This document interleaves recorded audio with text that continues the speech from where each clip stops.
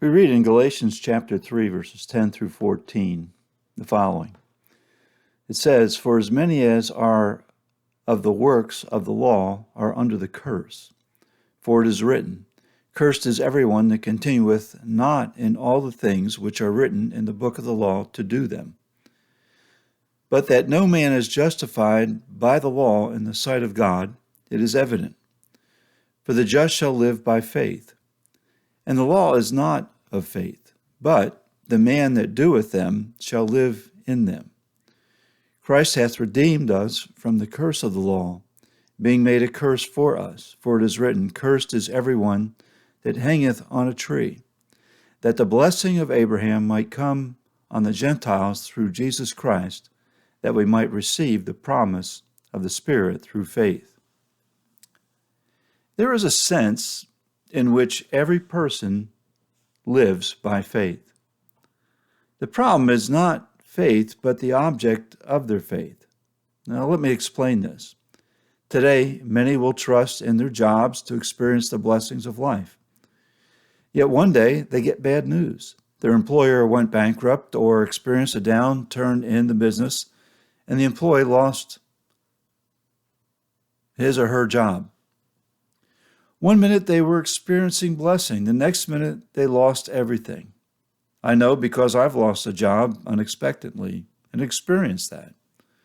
I knew a man who prided himself in his health, yet eventually he experienced an illness that threw him into a deep state of depression.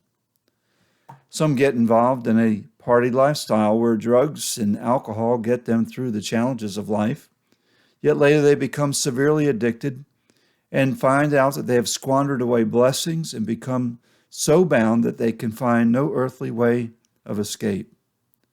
For others, it is their earthly relationships that they trust, only to experience betrayal. Well, I could go on, but I think you get my drift. This issue of faith and false hope is also active in the area of religion.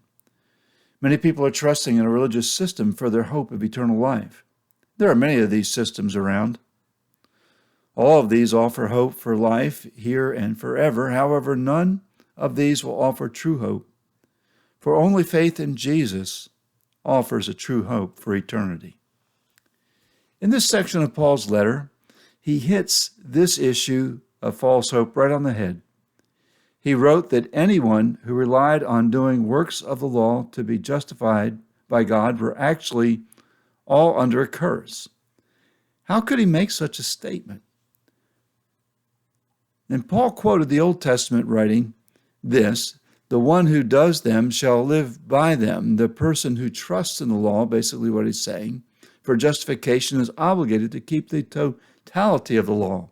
And the problem is that apart from Jesus, no person has ever followed the law perfectly. All of us have broken the law in part, in a lot of parts, and thus all of us have sinned. So here is the blessing of our faith. Jesus did something for us that we could never do for ourselves. This is what Paul talks about right here.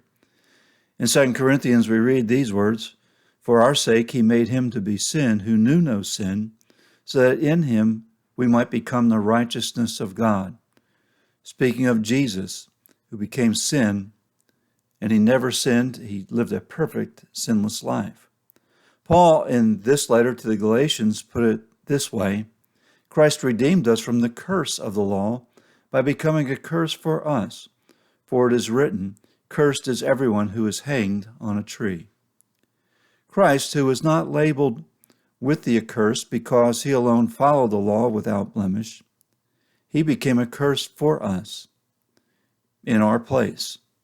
This is so that we who have trusted in Jesus would have the curse removed and be declared as righteous by God.